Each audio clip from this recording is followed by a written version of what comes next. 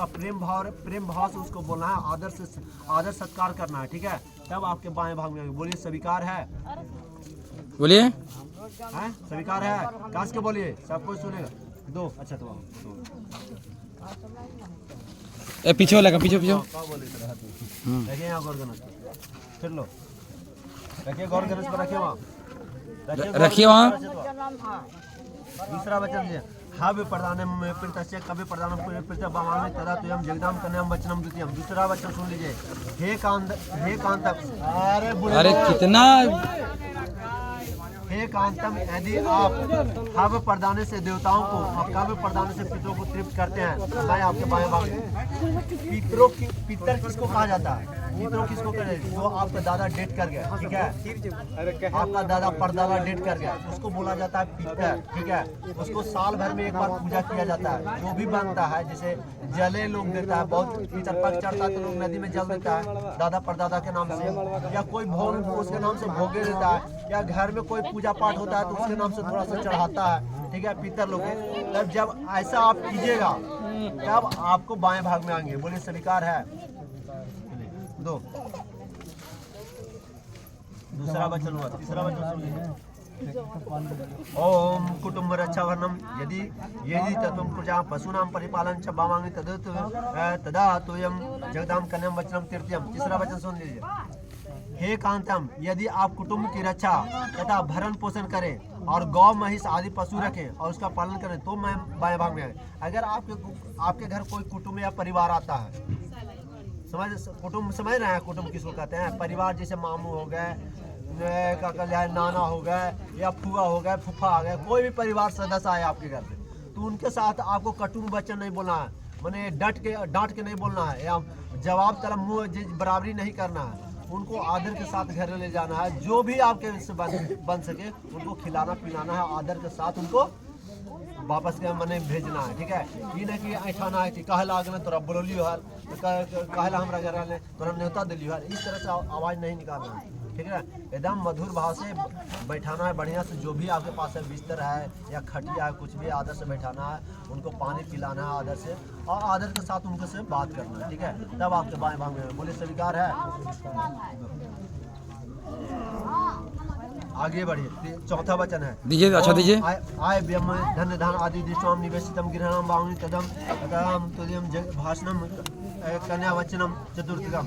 कहता है, हे कांतम, आय व्यय के अनुसार घर में धन धान आदि का उचित व्यवस्था करेंगे तो मैं आपके बाएं भाग में। एक चीज और है, घर में कुछ भी रहे लेकिन पैसा आना जरूरी है, आर्थिक जरूरी है।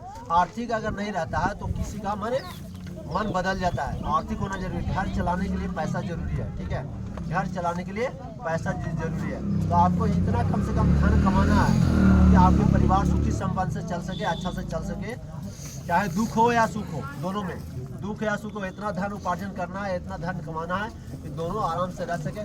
तीसरा चीज, कोई परिवार आए तो कम से कम उसको आदर सत्कार कर सके, इतना धन आपको व्यवस्था करना है घर में, ठीक है। तब आपके बाएं भाग में आएंगे। बोलिए स्वीकार है। लो दो अच्छा, चौथा पांचवा वचन सुन लीजिए, ओम देवालय तड़ाव कुपवापि विद्यान पूज्य था बामांगी तदा तुयम जगदाम कन्याम वचनम पंचमम। पांचवा वचन सुन लीजिए, हे कांतम, यदि आप मंदिर, बगीचा, तालाब, कूप, बावड़ी बनाओ और उसकी प्रतिष्ठा कराओ तो मैं आपके बाएं भाग में। कहता है कि कम से कम अगर आप में क्षमता है तो गांव में मंदिर बना सकते हैं, आप में क्षमता है, पैसा उतना है तो बगीचा लगा सकते हैं, आप में क्षमता है तालाब बना सकते हैं, आप में क्षमता, ये सब बनाने से पुण्य होता है। क्या होता है? पुण्य होता है, माने आपका कर्म सुधरता है। जैसे आप कर्म सुधारिएगा तो आपका बाल बच्चा का भी कर्म सुधरेगा, जैसे आप कीजिएगा वैसे आपका बाल बच्चा करता है। मैंने जैसे आप बाप को अभी ठुकराइएगा, बाप को डट के बोलिएगा ना, आपका भी बेटा आपको डट के बोलेगा।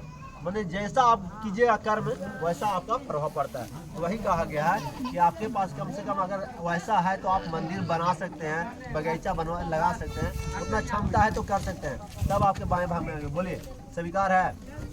दो सीधा से बैठो ना, ठीक से बैठो ना। वो जो है वो तो बोलवे करेंगे वहाँ वचन देने का मतलब यही होता है। अब हम किसी के ले रहे हैं तो उसको तो रखना पड़ेगा ना। सब पूरे तांते यदा विद्यां क्रय विक्रय बवांग तदा तुयम जगदाम कन्याम वचनम षष्ठम। छठा वचन सुन लीजिए। हे कांतम, यदि आप देश या विदेश में क्रय विक्रय कर धन का उपार्जन करेंगे तो मैं आपके बाएं भाग में। आप अगर मान लीजिए कि शहर में कहूँ जाते हैं कमाने के लिए, तो कम से कम उतना भी धन नहीं कमाना है जो कि ज़्यादा हो जाए। उन्हें कम से कम इतना धन कमाना है कि आपका घर परिवार सुखी से रह सके, आप कुटुंब का भरण पोषण कर सके। दूसरा चीज़ है कि वहाँ से कुछ धन बचा के आप ला सके। ये ना कि जुगेड़ी में और आशी में उड़ा देना है, ऐसा नहीं करना है। अगर आप सही चीज़ करते हैं, धन का उपार्जन वहाँ से करते हैं और धन को कमा के बाहर से अगर घर लाते हैं तो आपके बाएं भाग में आएंगे। बोले स्वीकार है। सातवां वचन सुन दो।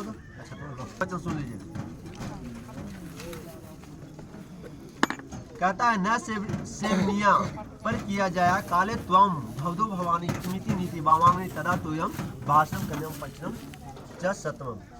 कहता है हे कांतम, यदि भविष्य में अत्यंत प्रबल कामना होने पर भी दूसरी की स्त्री का सेवन न करें और एक पत्नी व्रत धारण करें तो मैं आपके बाएं भाग में आपको कितनों कामना शरीर में रहे, कितनों इच्छा रहे, लेकिन फिर भी आपको दूसरे की स्त्री को माने वो माता या बहन के समान देखना, ये न कि माने उस तरह के दुष्भावना नहीं देखना, दुराचारी भावना से नहीं देखना, उसको माँ और बहन के समान देखना है, तभी आपके बाएं भाग में आएंगे। बोले स्वीकार है।